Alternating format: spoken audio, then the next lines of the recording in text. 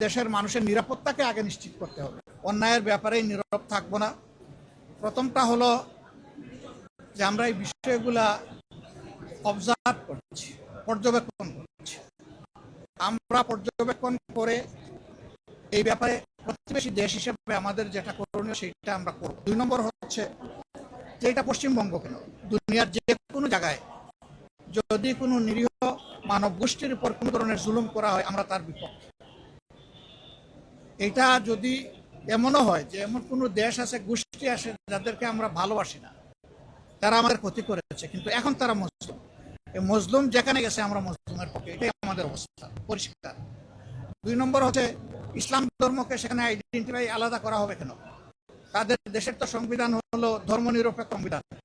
সেই দেশের সকল ধর্মের মানুষের তার ধর্মীয় অধিকার, তার নাগরিক অধিকার ভোগ করার পূর্ণ এখতিয়ার আছে।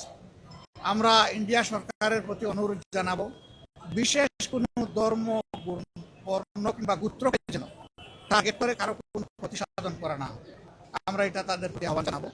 আর পুশিনের যে বিষয়টা বলেছেন, এটা আরো যাচাই বাছাই করে যদি সেই রকম কোনো বিষয় আমাদের সামনে আসে, আমাদের ভূমিকা আপনারা দেখবেন ইনশাআল্লাহ।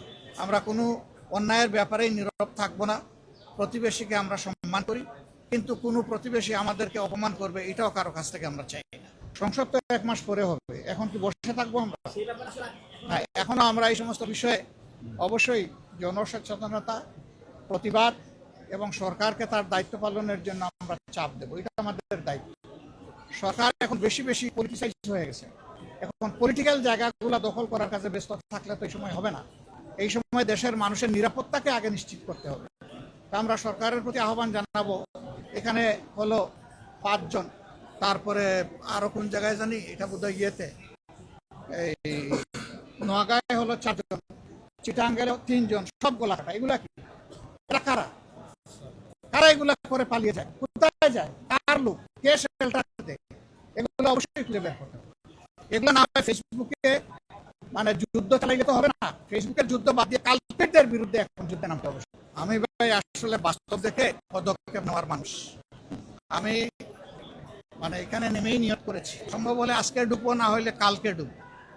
আমি যাব পাইকারি বাজারে, আমি যাব খুচরা বাজারে, আমি যাব যেখান থেকে মালগুলো আসে, এটা 200 মাইল দূরে হলে ওখানেও যাব।